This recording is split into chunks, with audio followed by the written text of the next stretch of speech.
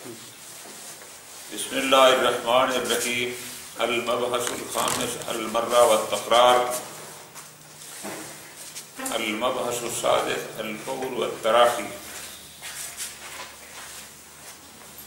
صیغہ امر کی بحث میں ایک مختصر سی بحث یہ ہے کہ آیا صیغہ امر کی دلالت مرہ پر ہوتی ہے یا کیا مطلب، یعنی کیا خود افعل باس کے علاوہ اس پر بھی دلالت کرتا ہے کہ اس کام کو 1 مرتبہ کرو یا اس کام کو 10 مرتبہ کرو، یا اس کا ان مرہ اور تکرار وغیرہ سے کوئی تعلق نہیں. بالکل آسان سی بات ہے. فرماتے ہیں اگرچہ اصولیوں کے مختلف نظریات ہیں. کسی نے کہا بالکل جناب بس ایک دفعہ اگر بجا لو تو بس یہی کافی. کسی نے کہا کہ نہیں جناب جب تک مولا روکے نہیں تب تک. فرماتے ہیں اگر تو حکم مولا میں کوئی قرینہ کوئی اشارہ ایسا موجود ہو کہ جس سے یہ پتہ چلتا ہو کہ اگر ہم ایک ہی دفعہ اس کام کو کر دیں گے تو مولا راضی ہے، اس میں کوئی شک نہیں کہ وہاں 1 مرتبہ کافی ہے. اور اگر کلام مولا میں کوئی ایسا اشارہ مل جائے کہ جناب 1 دفعہ نہیں اس کام کو بار بار کرنا ہے تو یقیناً ہم بھی اس کو بار بار کریں گے. لیکن اگر کلام مولا میں اس قسم کا کوئی اشارہ موجود نہ ہو تو آیا صرف افعل کی دلالت، صرف صیغہ امر کی دلالت آیا مرہ یا تکرار پر ہے یا بعض نے کہا ہے بعض نے کہا تکرار. فرماتے ہیں کہ نہیں، اس کا تعلق صیغہ افعل کا تعلق ان چیزوں سے. افعل ہم نے بحث کیا ہے کیا کہ حیات کی دلالت ہے بحث پر، اور مادہ او حمزہ میم را مادہ کی دلالت کس بات پر تھی؟ طبیعت، حدث، خود فعل اور بس. باقی یہ جتنی چیزیں ہیں ان سے کوئی دلالت مرہ اور تکرار وغیرہ پر نہیں تھی. ٹھیک ہے. اسی طرح ایک چھٹی بحث ہے، وہ بھی اسی قسم کی بحث شمار ہوتی ہے کہ جناب آیا فور اور تراخی.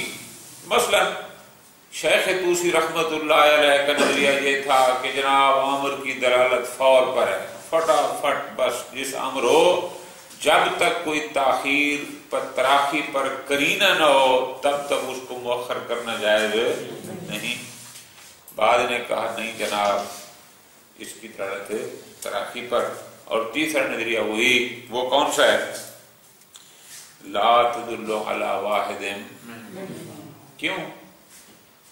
اور فرمانا رہا وہ فرماتے ہیں اس لیے ایک تو خیر اس پر دلالت تیسری پارٹی کی دلالت تبادر ہے، وہ کہتے ہیں کہ، اور دوسری کہ اس تبادر سے یہ تو سمجھا جاتا ہے کہ اگر مولا نے کہا یہ کام کرو تو بات تو سمجھ میں آتی ہے، لیکن فوراً کرو یا بعد میں کرو یہ بات تبادر کا حصہ نہیں. اور دوسری دلیل جو وہ دیتے ہیں وہ یہ ہے کہ فور اور تراخی مصدر کے صفات میں سے ہے. مصدر کے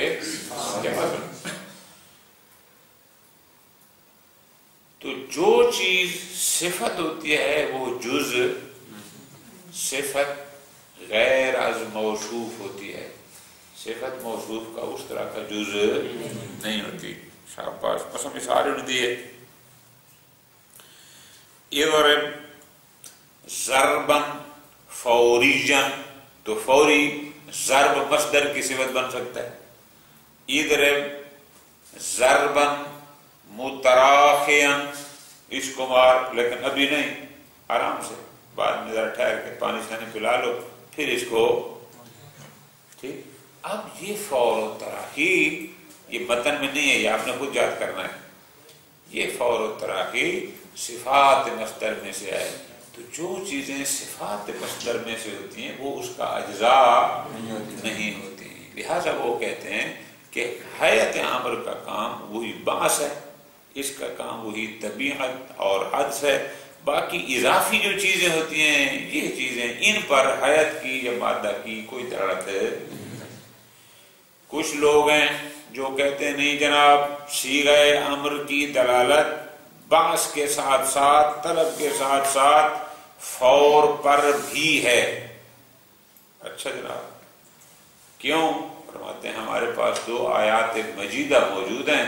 ان آیات کی روشنی میں ہم یہ دیکھتے ہیں کہ امر کو فوراً مامور بے کو بجا لانا. اچھا کیا ہے جناب؟ پہلی آیت خداوند متعال کا حکم ہے سارعوا الی مغفرۃ من ربکم وجنۃ ارضها السماوات والارض اعدت للمتقین. سارعوا الی مغفرہ جلدی کرو مغفرت کی طرف. جناب مغفرت کرنا یا نہ کرنا یہ تو باری تعالی کا کام ہے، ہمارا کام تو پھر یہاں آپ کیا تفسیر کرتے ہیں؟ یعنی سارعوا الی اسباب المغفرہ. تو اسباب کو کس نے بجا لانا ہے؟ وہ ہم نے بجا لانا ہے. تو پس جہاں جہاں مولا کا امر آئے گا، اب اس کو ترتیب ذرا خود بنانی ہے. جہاں جہاں مولا امر دے گا اس امر کا ایک مامور بے ہوگا.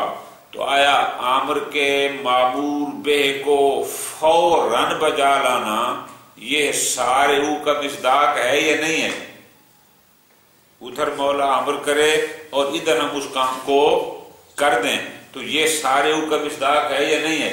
اور اللہ فرما رہے تھے اسباب مغفرت میں سارعوا. مولا نے حکم دے، ادھر استاد نے کہا یہ کام کرو، ادھر آپ نے فٹافٹ بجا لایا. تو جو آپ نے فوری طور پہ امتثال کیا، فرماتے ہیں یہ امتثال فوری سبب مغفرت ہے یا نہیں ہے؟ یقیناً ہے. اور اللہ کا حکم ہے کہ سارے جلدی کرو. تو بس یہی دلیل ہوتی ہے فوریت کی. اور کیا ہوتا ہے کہ جب بھی مولا کی طرف سے کوئی حکم آئے اگر تو اس پر کوئی قرینہ موجود ہے کہ ابھی نہیں بعد میں پھر تو ٹھیک ہے، لیکن اگر کوئی قرینہ موجود نہیں ہے تو مامور بے کو بجا لانا ہے سبب مغفرت. اور حکم قرآنی ہے سارعوا الی اسباب المغفرہ. لہذا اس امر کی دلالت جہاں باعث پر اور طلب پر ہے ساتھ ساتھ فوریت پر بھی ہے. صاحب البوجر فرماتے ہیں آیت مبارکہ اپنے مقام پر درست آمنا و صدقنا، لیکن ہم آپ سے سوال یہ کرتے ہیں کہ آیا اسباب مغفرت فقط واجبات میں منحصر ہیں یا مستحبات بھی اس کے دائرے میں آتے ہیں؟ تو یقیناً جواب یہ ہوگا کہ جناب تو کیا اس سارعوا میں آپ صرف واجبات کو لیں گے اور مستحبات کو نکال دیں گے؟ حالانکہ کوئی بھی نہیں کہتا کہ مستحبات کو بھی، بلکہ اس کا تو کرنا نہ کرنا ہی آپ کے اختیار میں اچھے جائے کہ آپ اس کو فٹافٹ بجا دیں. ٹھیک ہے. ایک دوسری وہ کہتے ہیں جناب ایک اور آیت ہے، وہ آیت کیا ہے؟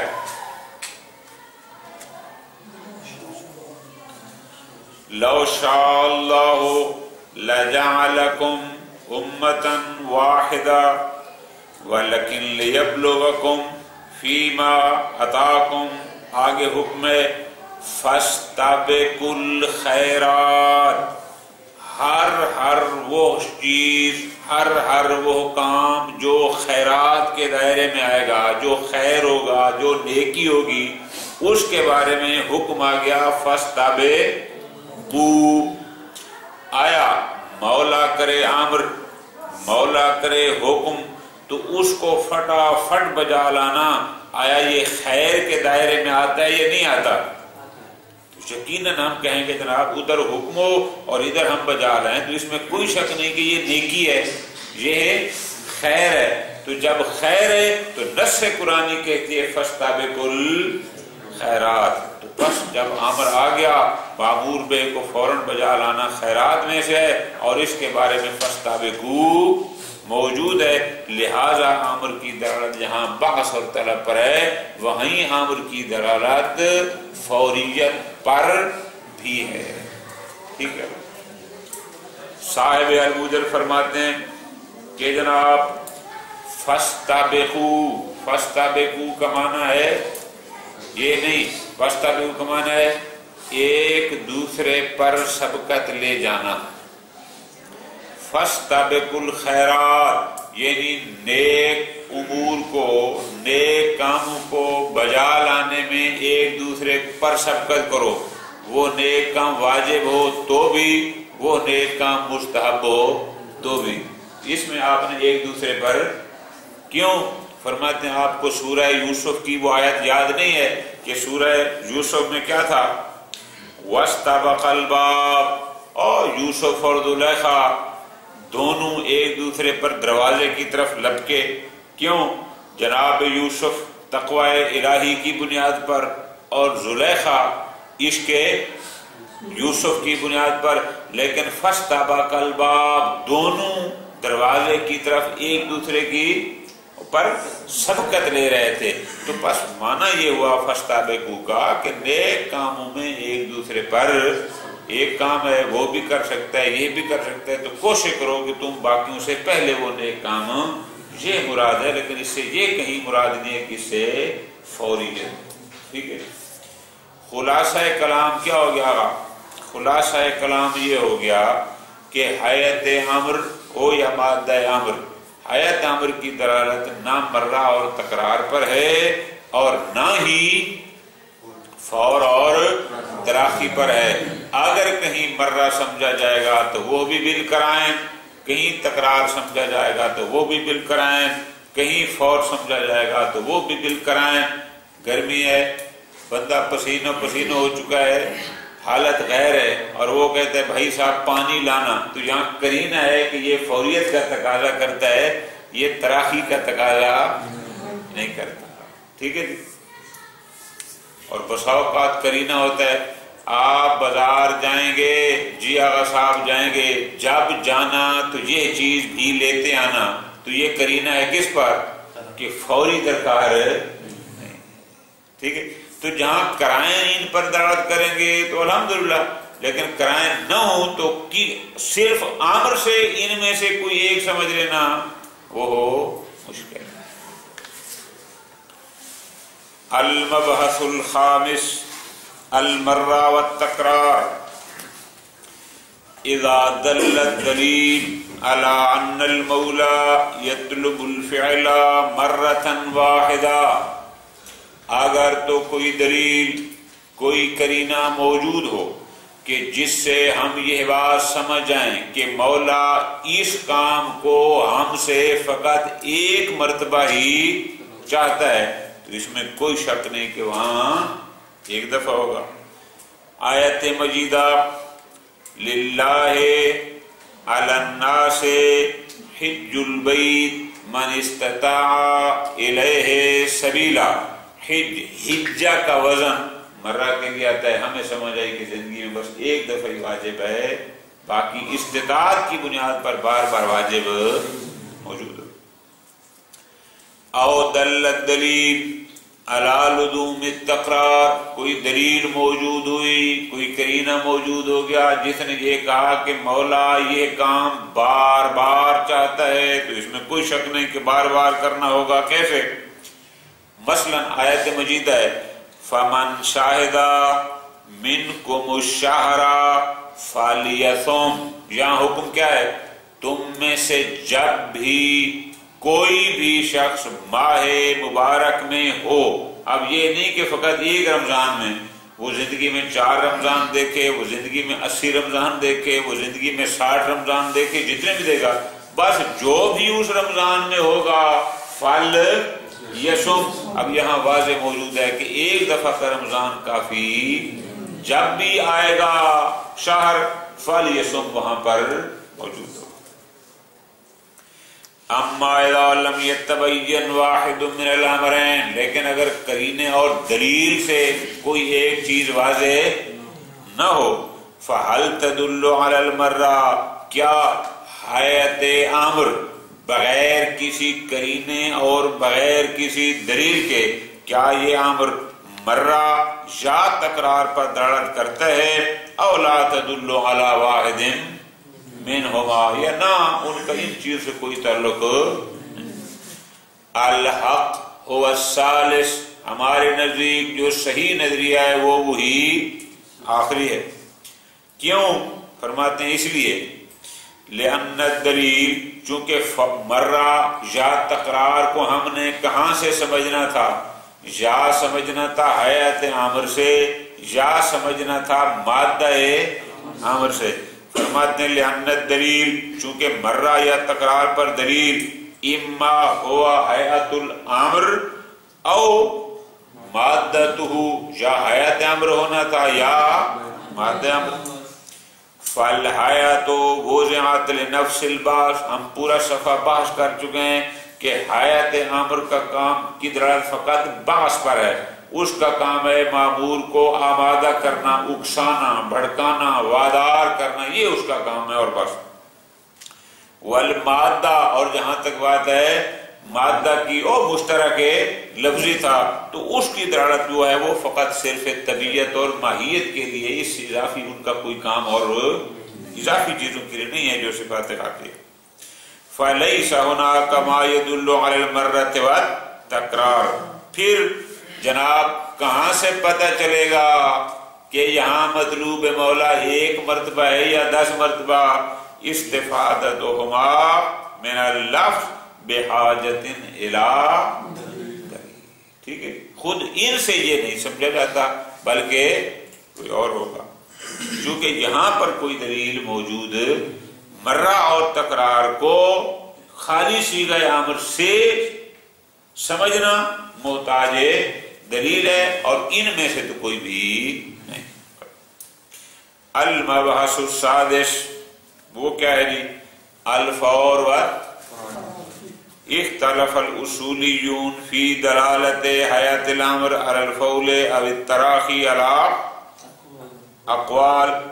مثلا یہ شیخ طوسی کا نظریہ ہے ویسے معروف، وہ فرماتے ہیں انہا تدل علی الفور، دوسرے کہتے ہیں نہیں جناب تدل علی، تیسرا نظریہ جو علامہ ہلی کا بھی ہے، محقق کا بھی ہے اور دیگر لوگوں کا، وہ کہتے ہیں کہ انہما لا تدلان علی واحد منہما، یہ جو تیسرے ہیں ان کی طرف سے تھوڑا سا ذہن میں رکھ لینا، 2 دلیلیں پیش کی جاتی ہیں، ایک تبادر، کہ تبادر فقط باعث اور طلب کا ہوتا ہے، جو اضافی صفات ہیں وہ اس میں شامل ہے، اور دوسرا وہ کہتے ہیں کہ فور یا تراخی یہ مصدر کی صفات ہیں، اور جو مصدر کی صفات ہوتی ہیں وہ اس کا اجزاء جزء نہیں ہوتی، جزء مصدر نہیں ہوتی۔ والحق هو القول الثالث، صاحب الموجز کے نزدیک جو نظریہ حق ہے وہ کیا ہے؟ یہی تیسرا۔ کیوں؟ لما تقدم فی المرۃ والتکرار، چونکہ ہم پہلی بحث میں یہ بات بتا چکے ہیں کہ حیات کا کام ہے فقط باعث کرنا، اور مادہ وہ ہے فقط طبیعت اور ماہیت کے لیے، اس کے علاوہ اضافی چیزیں ان سے نہیں سمجھی جاتی۔ لہذا فلیس هناك فی صمیم الامر ما يدل علی واحد، لہذا یہاں پر حیات ہو تو چاہے ہو مادہ، یہاں پر کوئی ایسی چیز نہیں ہے کہ جو فور یا تراخی پر دلالت کرتی ہے۔ لیکن کچھ فقہا ہیں کہ جو فوریت کے قائل ہیں، جیسے میں نے گزارش کی کہ شیخ طوسی رحمت اللہ علیہ کا نظریہ فوریت کا ہے، تو وہ لوگ اپنے اس نظریے پر 2 آیات مبارکہ پیش کرتے ہیں۔ ٹھیک، پہلی آیت یہ پیش کرتے ہیں کہ قرآن مجید کی نص سے صریح ہے، سارعوا الی مغفرۃ من ربکم وجنت عرضها السماوات والارض اعدت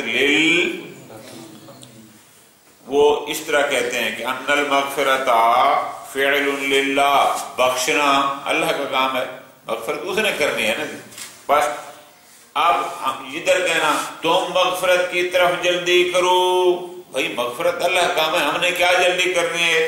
فرماتے ہیں فلا معنی لمسارعۃ العبد، لہذا یہ کہنا کہ عبد جلدی کرے، جناب یہ کام اللہ کا ہے، عبد کیا جلدی کرے گا؟ جب اس کی مشیت ہوگی، مصلحت ہوگی، وہ مغفرت دے دے گا، اب تو نہیں کر سکتا۔ ہاں بس یہاں پر سارے کیا کہتے ہیں کہ یہاں سارے المغفرت کا مطلب کیا ہوتا ہے؟ المراد هو المسارعہ الی اسباب، گویا حکم یہ ہے آیت میں ہر وہ کام جو مغفرت کا سبب ہو اس کو بجا لانے میں جلدی کرو۔ ہمارے محل باز سے کیا تعلق ہے؟ چونکہ مولا کے مامور بے کو انجام دینا فوراً یہ بھی اسباب مغفرت سے ہے، تو بس چونکہ اسباب مغفرت سے ہے لہذا سارے اس کو بھی شامل ہے۔ نتیجہ کیا ہوگا کہ مامور بے کو فوراً یلاحظ علیہ۔ لیکن اس استدلال پر جو اشکال ہوتا ہے وہ اشکال کیا ہے؟ بِأَنَّ أَسْبَابَ الْمَغْفِرَةَ لَا تَنْحَصِرُ بِالْوَاجِبَاتِ، جناب اسباب مغفرت فقط واجبات میں بلکہ مستحبات بھی اسباب مغفرت میں سے ہے۔ پس لا يمكن ان يكون الاستباق واجبا مع كون اصل العمل، لہذا اگر کوئی سبب مغفرت ہو مستحب تو مستحب کو تو بجا لیں، آپ کی مرضی، نہ لائیں بجا لائیں تو اچھا ہے، نہ لائیں تو محاسبہ نہیں ہے۔ تو جس کو اصل بجا لانے کا بھی حکم فوری نہیں ہے تو اس کو جلدی بجا لانا پھر کہاں سے ثابت ہوگا؟ ٹھیک ہے جی، لہذا یہ دوسری آیت مبارکہ جو فوریت کے قائلین نے بیان کی وہ کیا ہے؟ لو شاء اللہ لجعلکم امتا واحدہ ولکن لیبلوکم فیما اتاکم فاستبقوا الخیرات، خیرات خیر کی جمع نیکیوں میں فلاحر الآیہ۔ اب وہ استدلال کیا کرتے ہیں؟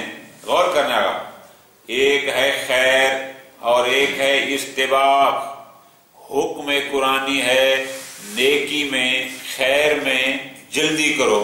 اب آیا مولا کے حکم کو فوراً بجا لانا یہ نیکی ہے یا نیکی نہیں ہے؟ ہر بندہ کہے گا کہ یہ اگر نیکی ہے تو پیچھے حکم آیا کھڑا ہے کہ فاستبقوا، اس میں تو پس نتیجہ کیا ہوا؟ چونکہ معمور بے کو فوراً بجا لانا خیر ہے اور ادھر حکم ہے کہ جو خیر ہے اس کو جلدی بجا لاؤ، استباق، پس معمور بے کو جلدی بجا لاؤ۔ وجوب استباقنا والخیر والاتیان بالفرائض هو الذی من اوضح مصادیقہ، یہ خیر کے واضح ترین، ادھر مولا نے حکم کیا ادھر آپ نے اس کو انجام دے دیا، اس سے بڑی نیکی اور کیا ہوگی؟ بہت بڑی خیر ہے، اور اگر خیر ہے تو حکم آ گیا ہے فاستبقوا یلاحظ علیہ۔ لیکن اس استدلال پر بھی جو اشکال ہے وہ کیا ہے کہ جناب ان مفاد الآیا، اس میں کوئی شک نہیں کہ حکم الہی ہے فاستبقوا الخیرات، لیکن بات کو سمجھنا ہے وہ کیا؟ ان مفاد الآیت بعث العباد نحو العمل بالخیر۔ آیت مجیدہ یہ سمجھانا چاہتی ہے کہ لوگوں کو نیکی کی طرف باس، چکو فاستبقوا کا معنی باس کرنا ہے نا، لوگوں کو نیکی کرنے پر اکسائے، آمادہ کرے۔ کیسے اکسائے؟ بِأَن يَتَسَابَقَ كُلٌّ عَلَى الْآخَرِ، کہ ہر بندہ دوسرے پر نیکی کرنے میں سبقت کرے، یہ مراد ہے فاستبقوا کا۔ کیوں؟ فرماتے ہیں اس لیے کہ آپ نے دیکھا نہیں سورہ یوسف میں، سورہ یوسف آیت نمبر 25 کیا ہے؟ وَاسْتَبَقَ الْبَابَ وَقَدَّتْ قَمِيصَهُ مِن دُبُرٍ وَأَلْفَيَا سَيِّدَهَا لَدَى الْبَابِ۔ اب فرماتے ہیں اب آپ دیکھیں کہ واستبقا تثنیہ جناب یوسف اور زلیخا دروازے کی طرف لپکنے میں بھاگنے میں ایک دوسرے پر سبقت کیا تھی کہ یوسف کے نظر تقوی الہی تھا اور زلیخا کی نظر میں عشق یوسف، تو وہ دونوں ایک دوسرے پر، تو اس کا مطلب ہے اس آیت کو اس آیت کے ساتھ چلیں گے تو معنی سمجھ میں آتا ہے کہ فاستبقوا کا معنی ہے ایک دوسرے پر سبقت لینا. لا صلۃ للآیت بوجوب مبادرت کل مکلف الی ما واجب علیہ، لہذا اس آیت کا اس لحاظ سے کوئی تعلق نہیں ہے کیا کہ جناب جس بندے پر جو کام واجب ہے اس کو جلدی بجا لے، یہ والی چیز اس آیت سے نہیں سمجھاتی. وَإِن لَمْ يَكُنْ فِي مَظَنَّةِ السَّابِقِ، چاہے وہ مفہوم ہے اور سابق اور انسباق میں نہ بھی ہو کہ ہر حال میں جلدی کرو، نہیں. فاستبقوا کے حوالے سے ٹھیک ہے، لیکن فاستبقوا سے ہٹ کر ویسے اس میں کوئی دلیل ہو، کوئی تعلق ہو، اس کا اس سے کوئی تعلق